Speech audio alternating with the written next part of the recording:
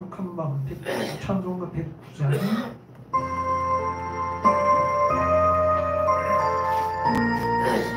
고요한 맘 거룩한 맘 어둠에 묻지 마 주의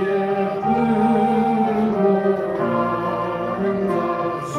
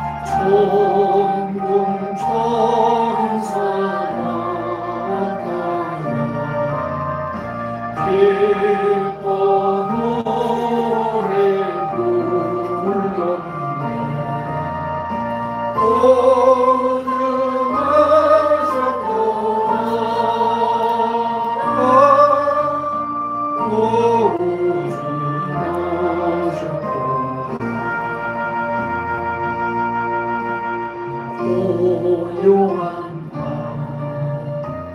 거룩한 맘 동방의 박사를 별을 보고 찾아와 보러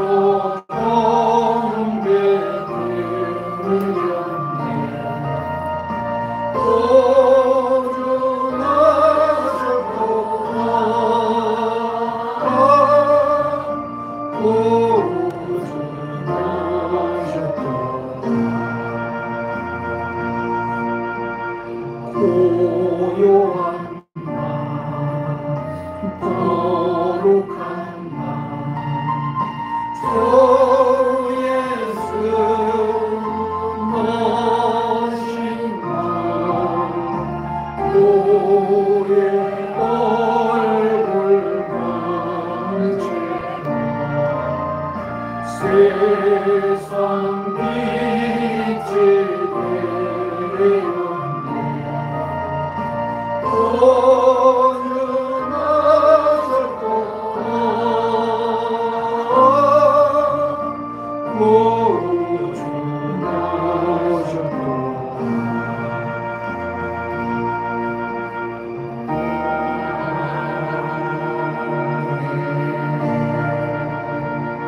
아멘. 108장 찬송가 108장입니다.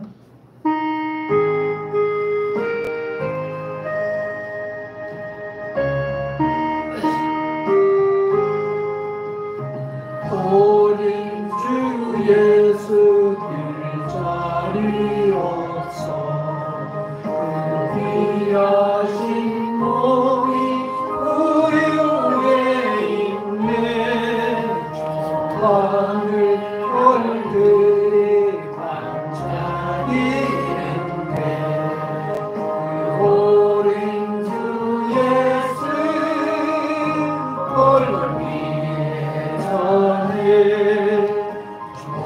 육축 소리에 잠깨나 그 순하신 예수 우시지 않네 그 귀한 예수를 나 사랑하니 새날이 밝도록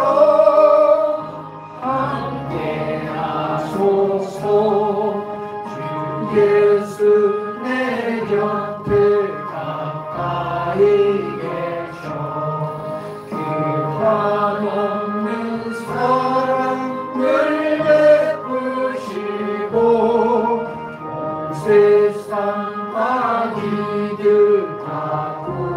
거주사 지구만에 안겨 살게 하소서.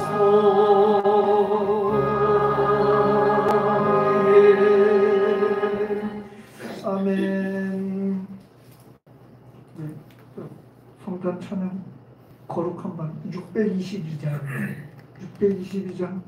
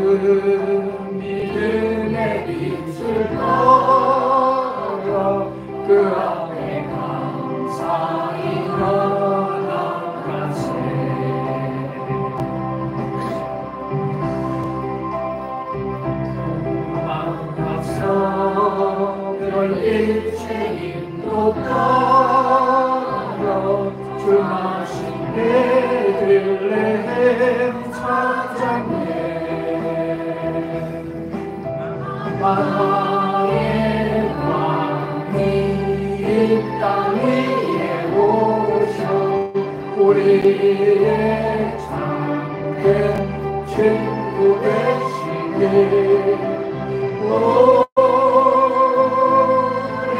우리에게 영영 강하신 주님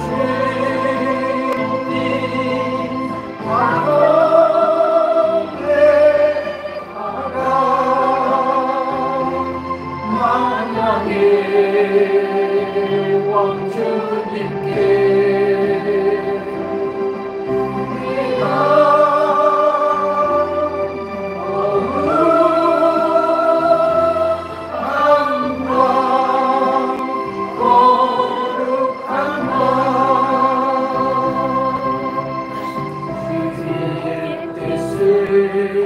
사랑과 평화로다 우리도 서로를 사랑하세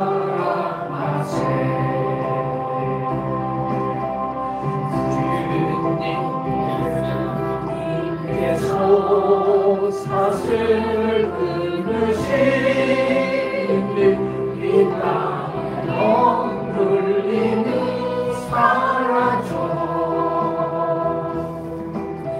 기쁨의 찬송 함께 부르면서 주님의 이름 높이리세 주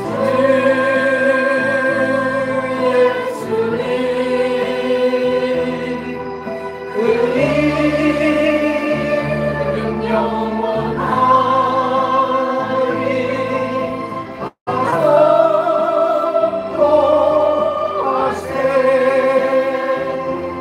주님 그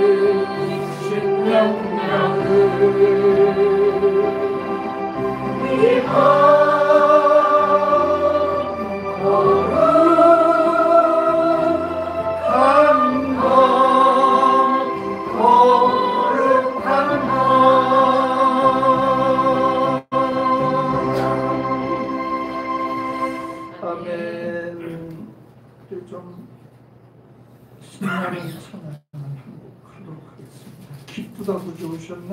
115장 한곡 찬양하겠습니다.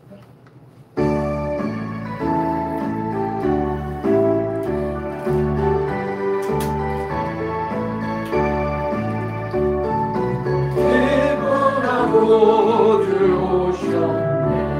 만백성과 들어 교회여 다 일어나라. 찬양하여라 찬양하여라 찬양하여라. 본세주 권세 예수님 찬양하여라.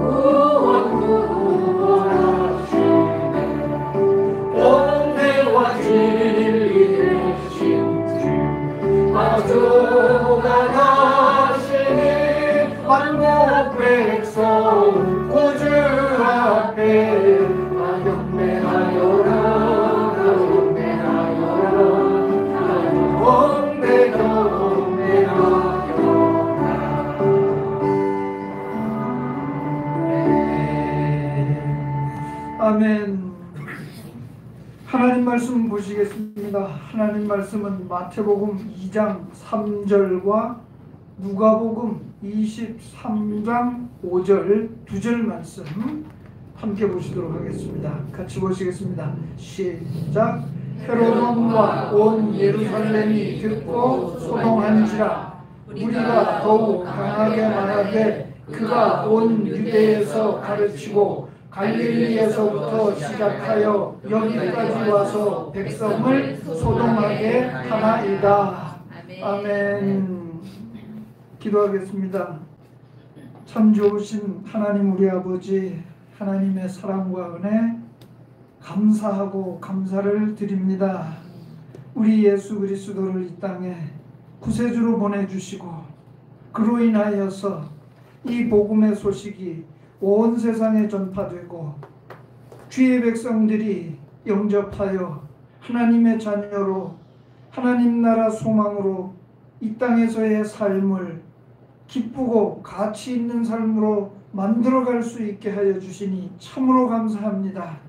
이제도 2024년도 이렇게 마지막 12월을 보내는 가운데 우리 아기 예수로 오신 예수 그리스도를 우리가 기억하고 우리의 생각 속에 감사와 기쁨으로 구세주를 영접한 우리의 믿음 안에서 다시금 주를 바라보는 이 기쁨으로 말씀을 나누고자 합니다. 주여 우리의 심령에 주님이 주신 평안과 주님이 우리에게 베푸신 그 은혜로 이 시간에도 충만하도록 주의 성령이 역사하여 주시옵소서. 예수님 이름으로 기도하옵나이다. 아멘. 예수님의 오심과 세상의 소동이라 라고 하는 제목으로 말씀을 나누고자 합니다. 등장이라는 말을 오심으로 하는 것이 좋겠다. 예수님이 오셨어요. 근데 예수님이 오셨는데 소동하지요. 마태복음 2장 3절에 보면 그랬어요. 그래서 소동이 어떻게 됩니까? 헤롯 왕과 예루살렘이 듣고 소동을 했다라고 말씀을 하고 있습니다. 예수님이 아기 예수님으로 탄생하셨을 때에 이런 소동이 일어나죠. 그리고 이제 누가복음 23장 5절의 말씀은 예수님이 이제 아기에서 이제는 성장해서 성인이 되었죠. 이스라엘에서는 뭔가 대표적으로 공석으로 나아가서 일할 수 있는 나이가 여기에도 30세. 그렇죠. 예수님이 30세에 이제 무엇으로 나타나십니까? 보라 세상 죄를 지고 가는 하나님의 어린 양이로다라고 세례 요한이 예수 그리스도에게 이 세례를 베푸시는 요단강에 예수님 오시는 걸 보고 그 말씀하는 것이었죠. 그래서 예수님 그때가 30세. 네. 그래서 이 30세 때 이제 예수님이 나서서 하시는 말씀이 바로 이것입니다. 누가복음 23장 5절이에요. 그가 온 유대에서 가르치고 갈릴리에서부터 시작하여 여기까지 와서, 이 여기는 예루살렘입니다. 갈릴리로부터 예루살렘까지 와서 백성을 소동하게 했다, 이 말씀을 하고 있는 것이죠. 예수님이 어린 시절에 베들레헴에 나셨죠. 베들레헴에 나셨는데 당시에 왕으로 있는 헤롯 왕이 이 예수님을 2살 이하의 남자아이는 다 죽이고자 하였죠. 누구를 죽이려고? 예수님 죽이려고 했죠. 그래서 이제 그 성령으로 이게 요셉에게 도망하라고 그러죠. 어디로? 애굽으로 피신하라고 합니다. 그래서 호세아서입니까? 거기 보면 내 백성을 애굽에서 불렀다 이래서 애굽에 피신한 것을 말씀을 해요. 그래서 예수님 애굽으로 피신하셨다가 헤롯 왕이 죽은 이후에 어디로 갑니까? 나사렛으로 가시죠. 나사렛은 이방 땅입니다. 이방 땅 갈릴리에 있는 게 나사렛이죠. 그래서 나사렛에서 무슨 선한 것이 날 수 있겠느냐? 볼 것 없는, 볼품 없는 이방 땅, 거기에서 뭔 선한 게 나겠느냐? 그렇게 유대 사회에서는 아주 낮고 첨하게 가치 없이 여겼던 동네예요. 그러니까 예수님이 그 동네부터, 나사렛 갈릴리에서부터 이제 이런 복음을 전파하시고 가르치시는 사역을 하시면서 어디로 올라오셨냐 하면 예루살렘까지 올라오시는 거예요. 예루살렘까지 올라오셨는데 백성이 소동했다 이럽니다. 그래서 예수님은 나시면서도 소동이 일어났고 그의 공적 사역으로 인하여서 복음을 전파하시는 이 가르침 속에서도 이제 소동이 일어나는 것입니다. 그런데 이 소동은 어떤 소동이냐? 좋은 쪽으로의 소동이 있고 나쁜 쪽으로의 소동이 있습니다. 그래서 여기에 성경이 나타내고 있는 소동은 안 좋은 쪽으로 소동이죠. 누가 소동합니까? 헤롯 왕이 소동했습니다. 그리고 예루살렘이 소동을 하지요. 예수님의 탄생 때문에 소동을 하는 겁니다. 바로 이것은 뭐예요? 기득권을 가진 자들이 그거 잃어버릴까봐, 그거 빼앗길까봐 소동하는 것이에요. 이게 예수 그리스도의 탄생으로 말미암아 헤롯 왕이 그리고 유대 사회의 예루살렘이 소동하는 것이죠. 헤롯 왕은 종교적 그 유대의 왕이었죠. 종교적 왕, 인간의 왕이었다고 말입니다. 그런데 실제 인간 심령에 하나님이 주신 종교성의 유대를 배경으로 하면 이스라엘에 주신 메시아는 바로 예수 그리스도예요. 하나님, 하늘의 왕으로 오시는 분이에요. 그러니까 뭐예요? 헤롯은 인간이 세워놓은 그 종교적 왕이니까 자기 기득권, 자기 왕권 빼앗길까봐 소동을 하는 것이요. 이것은 바르지 못한 소동이죠. 예수님이 오신 목적과는 반대되는 소동이었다 그 말입니다. 역시 마찬가지예요. 이스라엘이 소동을 하죠. 이스라엘 더 가깝게는 유대인들이 소동하는 거예요. 더 가깝게는 종교 지도자들, 그 가운데에서도 핵심인 제사장, 장로, 서기관, 율법사, 또 바리새인, 그들이 중심이 되어 소동을 하는 것이죠. 왜 그렇습니까? 자기들이 가진 기득권, 그거 빼앗길까봐.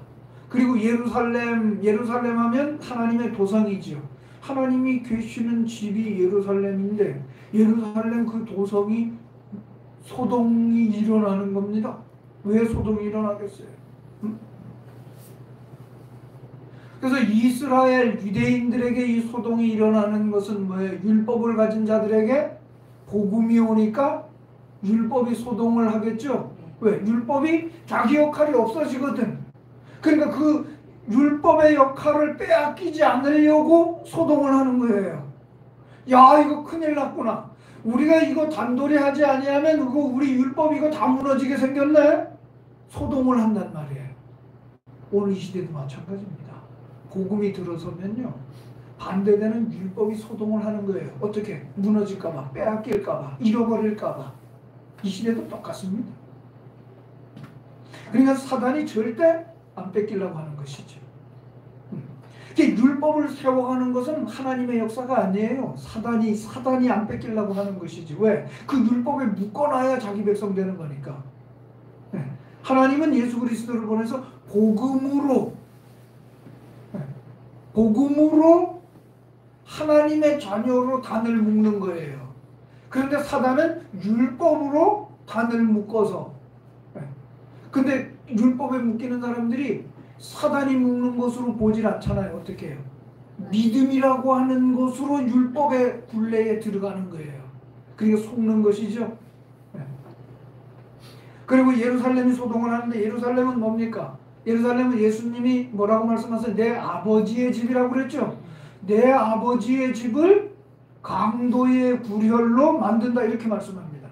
그러니까 예루살렘은 아버지의 집이어야 되는데, 예수님이 오심으로 말미암아 그 아버지의 집이 아버지의 집으로 세워지도록 예수님이 오신 것이에요. 그러니까 뭐예요? 어떻게 되겠어요? 아버지의 집이면은 아들이 장악하는 거 아니겠습니까? 하나님의 자녀들이 장악해야 되잖아요. 근데 사단이 그걸 남겨둘 수가 없죠. 그래서 어떻게 해요? 이 종교인들이 장악하도록 만든 예루살렘, 그러니까 예루살렘이 소동하는 겁니다. 그럼 예루살렘이 종교인들이 장악했는데 그것을 무엇으로 만들었다 그랬어요? 강도의 굴혈로 만들었다 그랬죠. 강도는 뭐 하는 사람이에요? 남의 생명을 빼앗고 자기의 유익을 취하기 위해 남의 것을 다 빼앗는 자들을 강도라고 그러지 않습니까? 그러면 하나님의 집의 강도는 누구겠어요? 하나님의 자녀들, 백성들의 생명을 빼앗고 백성들의 재물을 탈취하는 것이 강도 아니겠습니까? 그러면 예루살렘의 강도는 누구예요? 그 당시에 종교 지도자들이 예루살렘의 강도예요, 강도. 그러니까 그 예루살렘이 소동했으면 그들이 소동하는 겁니다. 왜? 이거 우리 안 뺏겨야 되는데 예수가 오니 이게 다 뺏긴다는 거예요. 그러다가도 예수님이 오셔갖고 어떻게 예루살렘에 이제 6월째로 올라가셔가지고 다 이거 노끈으로 장사하는 자들의 상을, 그리고 그 비둘기, 그 다음에 양, 소 이런 것들을 다 휘둘러서 쫓아버리고 상을 다 뒤엎어버리잖아요.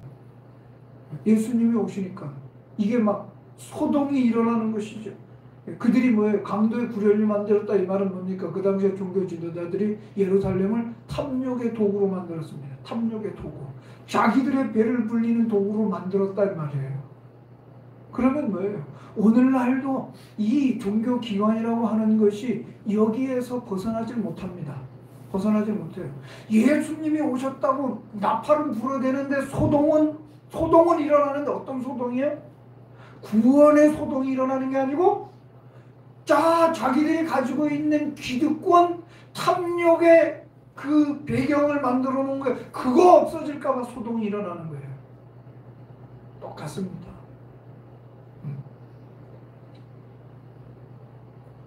그러면 이제 옳은 소동은 어떤 소동이냐?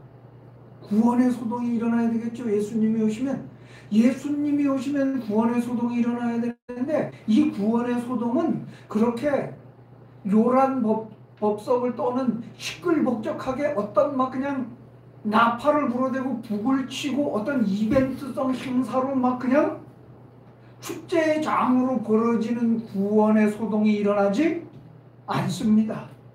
그렇게 하지 않아요. 예수님은 오실 때도 어떻게 오셨어요? 소리 소문 없이 오셨어요. 소리 소문 없이. 그런데 동방박사들이 천기를 읽었어요. 하늘에 떠 있는 별을 통해서. 그래서 어디? 유대 베들레헴에 하늘의 왕이 오신다는 거예요. 여기 동방박사들에게. 그러니까 그건 하나님의 섭리로 그들이 알게 되는 것이죠. 네. 그러니까 천기를 읽어서 별의 점성술 별을 봤다, 이 말은 뭡니까? 하늘의 별을 봤다, 이 말은 하늘의 섭리다, 그 말이에요. 하나님의 뜻에 의해서 그들이 깨달았다, 그 말이죠. 아기 예수가 오시는 것을, 구원자가 오시는 것을. 그렇게 해서 베들레헴, 그래서 예수 그리스도께서 오심으로 인하여서 나타나지는 생명의 소동, 구원의 소동은 어떻게 됩니까? 생명을 살리니 사망이 소동을 벌이죠. 사망이 소동을 벌이는 거예요. 근데 마태복음 4장 13절로 25절까지 이런 말씀이 쭉 나타나는 것이죠. 사망의 땅과 그늘에 앉은 자들에게 빛이 빛이었도다. 이것이 예수 그리스도께서 오셔서 생명의 소동을 일으키는 장면입니다. 그랬더니 뭐야? 천국 복음을 전파하시죠. 그래서 나타나는 것이 약한 자들을 고치시고 병든 자들을 고치시고 죽은 자들을 살리시고 병든 자들에게 고통에서 나오게 하시고 귀신 들린 자, 간질 들린 자, 중풍병자들 고치는 이런 그 복음으로 즉 메시아로서 이 땅에서 할 수 없는 일들을 이제 증거로 표적으로 보이시는 이 사역을 하시면서 생명의 소동을 일으키시는 것이죠. 그래서 어디까지 가시냐 하면 4장 25절에 보면 갈릴리와 데가볼리와 예루살렘과 유대와 요단강 건너편까지 이렇게 가시면서 이 생명을 살리는 소동을 벌이는 거죠. 그러니까 예수님이 이렇게 소리 소문 없이 조용하게 이렇게 가시면서 예수님이 가시는 길에 북치고 장구치면서 하늘의 왕이 오셨다고 길을 열라 하고 그렇게 해서 요란하게 가셨어요? 그렇게 가시지 않아요. 요한복음 10장 10절입니다. 도둑이 오는 것은 도둑질하고 죽이고 멸망시키려는 것뿐이요 내가 온 것은 양으로 생명을 얻게 하고 더 풍성히 얻게 하려는 것이라. 그렇습니다. 바로 이 예수님의 오심은 이것이죠. 양으로 생명을 얻게, 그리고 더 풍성하게, 요게 예수님이 오셔서 일으키시는 구원의 소동입니다. 그런데 뭐예요? 사단은, 강도는 죽이고 멸망시키는 것이에요. 그러니까 죽이고 멸망시키는 것들은 요란 법석을 떠옵니다. 왜? 그들이 꾸며야 되니까. 우리는 죽이고 멸망시키는 게 아니고 이게 살리는 것이야 라는 것을 그냥 요란 법석 시끌벅적 이렇게 해야 이게, 그래서 거짓이 진리를 이기는 것처럼 그렇게 하는 거예요. 근데 진리는 소리 소문 없이 조용하게 진행이 되는 겁니다. 생명 살리는 것은 이렇게 되는 것이에요. 그렇게 해서 바로 이게 예수님이 이 땅에 오셨을 때에 소동하는 것이 어떤 소동이냐. 세상은 기득권 잃어버릴까 봐 소동이 일어나는 것이고, 생명을 살리는 예수 그리스도 구원의 소동은 조용하게 진행되는 거예요. 그래서 이 예수님의 소동은 이와 같이 일어나는데, 예수님이 오시면 이런 소동이 생명을 살리는 소동, 그런데 귀신의 가르침과 미혹하는 영들의 소동을 해요. 이제는 세상적으로 드러나진 기득권을 가진 자들이 소동하는 모습은 뭐예요? 예루살렘이 소동하고 헤롯 왕이 소동하고 유대인들, 이스라엘 백성들이 소동하고 그러죠? 이거는 보여지는 소동이에요, 인간 세상에. 그런데 예수님은 메시아로서 이제 하늘의 왕권을 가지고 이 땅에 오셔서 영적인 소동으로 또 나타나잖아요. 거기에 영적인 소동은 어떻게? 귀신의 가르침, 미혹의 영들이 소동을 하는 거예요. 이건 영적인 소동이죠. 그래서 이들이 활발하게 움직입니다. 활발하게. 진리가 진리로 드러나면 이 이단 세력들은 더 3배, 4배씩 막 그냥 활동을 하는 것이죠. 이게 귀신의 가르침과 미혹의 영입니다. 미혹의 영. 그리고 이런 그 영적인 소동 속에서 어떤 일들이 일어나느냐? 예수님이 말씀했죠. 마태복음 23장 15절입니다. 시작. 화 있을진저 외식하는 서기관들과 바리새인들이여, 너희는 유인 한 사람을 얻기 위하여 바다와 육지를 두루 다니다가 생기면 너희보다 배나 더 지옥 자식이 되게 하는도다. 그러면 뭐예요? 바리새인 서기관들은 이미 지옥 자식인 거예요. 근데 그들이 한 사람 더 끌어오면 자기들도 지옥 자식인데 자기들보다 더 배나 지옥 자식을 만든대요. 그러니까 완전히 그냥 거미가 거미줄을 쳐놓고 거기 척 달라붙어서 꼼짝 못하는 거를 와가지고 가만 놔둬도 거미줄에 걸려서 빠져나가지 못하는데 그 걸린 것을 딱 보면 거미가 숨어있다가 딱 나와가지고 그걸 칭칭 감습니다. 그럼 이게 바리새인 서기관들이 교인 한 사람을 얻으면 이렇게 자기보다 배나 더 지옥 자식 만든다는 거예요. 뚫뚫 말아갖고. 한번 우리가 그림을 그려보십시오. 기성교회 안에 예수 믿는다고 들어가가지고 처음에는 걸려들었어. 네? 걸려들었습니다.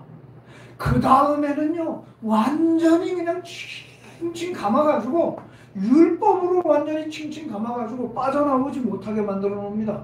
근데 그 안에서 이제 그게 신앙생활이라고, 아유 이게 신앙생활이지 뭐 이러면서, 그러면서 항상 늘 이 안에 회의가 있고 뭔가 두려움도 있고 뭔가 이게 아니다라고 하는 생각도 들어가면서도 내가 잘못하는 거지, 내가 생각을 잘못 가진 거지, 내가 교회 생활에 내가 적응 못해서 이러는 거지, 자기가 자기 스스로 그것이 회개해야 할 일이냐, 내가 더 열심을 내지 못한 것이지 라고 해가지고 점점 더 열심을 내게 만들어서 교회 속에 빠져들게 만드는 거예요. 요게 지금 거미가 뚫뚫 말아가지고 완전 율법으로 똘똘 뭉쳐갖고 도저히 못 빠져나오게 만드는 요런 거. 이게 지금 예수님이 지적하신 사항입니다. 우리 좌우 주변 한번 돌아보십시오. 믿는다고 하는 사람들은요 눈을 못 떠요. 알 수가 없어요. 네? 아닌 것인 게 여기 느껴져 오면 하나님 바라보고 진리가 무엇이며 복음이 뭐며 하나님이 무엇이며 성경이 무엇입니까? 라고 되물어서 들어가는 게 아니고, 정말 예수가 무엇입니까? 라고 물어 들어가는 거 아니고 어떻게 해요? 못하면 지도자들이 책망하잖아. 회개하라고. 왜 못하냐고. 왜 그렇게 못하냐고. 그러면 뭐예요? 본질적으로 생각하기보다는 어떻게 해요? 질책하고 책망하는데 이제 그래 회개하라고. 아유 주여 잘못했습니다. 제가 잘못했습니다. 이렇게 하고 눈물 콧물 흘리면서 그게 자기가 신앙생활이 잘하는 쪽으로 열심 내는 것이라 생각하고 점점 더 들어간단 말이에요. 그게 사단이 올가면은 올감이에요. 새가 올무에 매여 빠져나올 수 없게 만들어지는 것.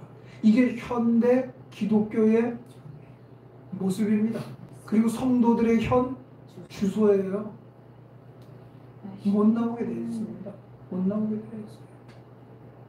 그래서 주님이 마지막에는 어떻게 역사하셔서 그들을 이끌어내실지, 어떻게 깨닫게 하셔서 그들로 가슴 치면서 내가 이제까지 믿음정을 헛했다 이렇게 하고 돌아오게 될지 저는 궁금해요. 또 어떤 면에 있어서 또 기대도 돼요. 하나님께서 어떻게 하실까? 마지막 순간에 정말 어떤 모습으로 어떻게 진행될까 궁금하기도 해요. 바로 이것이 이 땅에 오신 예수님으로 말미암아 세상이 소동하는 것이고, 그리고 구원의 소동이 일어나는 것입니다. 그런데 구원의 소동은 어떻게 일어납니까? 은혜와 진리로 일어나요. 그게 요한복음 1장 14절이죠. 말씀이 육신이 되어 우리 가운데 거하시는 독생자의 영광을 보니 은혜와 진리가 충만하더라. 할렐루야. 이것이 바로 구원의 소동은 이렇게 나타나는 것입니다. 네? 예루살렘의 소동, 헤롯의 소동, 이런 이스라엘의 소동, 기득권을 가진 자들이 자기 것 놓칠까봐, 율법이 복음 때문에 율법이 가진 것 놓칠까봐. 그래서 현대교회가 복음을 복음 외치는데 율법을 못 버리는 거예요. 왜? 율법을 버리면 다 무너져 버리기 때문에. 네. 입으로는 복음을 외치는데 잡는 것은 율법을 잡는 거예요. 그래서 사도 바울이 갈라디아서에 그러죠. 너희가 처음에는 어떻게 시작했다? 복음으로 시작했다. 그런데 성령으로 시작했다가 율법으로 마치려 하느냐 그렇게 말씀하잖아요. 바로 이게 현실의 모습이에요. 그러면 2000년 전에도 벌써 사도 바울은 그 당시에 종교인들을 대하여서 그 말씀을 기록했으면 오늘날은 어떻겠어요? 오늘날은 더 사단이 장악했겠죠? 물론 또 복음도 복음으로서 열매가 은혜와 진리 안에서 있었지만은, 그런데 눈으로 보여지는 것에 사람들은 더 익숙해요. 내가 경험하고 내가 보고 듣고 내가 가진 정보에 더 내 정서가 더 친근해요. 그렇기 때문에 오늘날 이 현대 기독교는 예수 복음에서 너무 많이 멀어져 있습니다. 안타까운 거예요. 그걸 예수님 당시에도 예수님이 바리새인들을 가르쳐서 책망한 게 그거예요. 너희는 전통과 장로들의 유전을 따라서 하나님의 말씀은 버리고, 그렇게 말씀하잖아요. 그 시대나 이 시대나 똑같습니다. 기도하겠습니다. 하나님 우리 아버지 고맙고 감사합니다. 오늘도 이렇게 우리 예수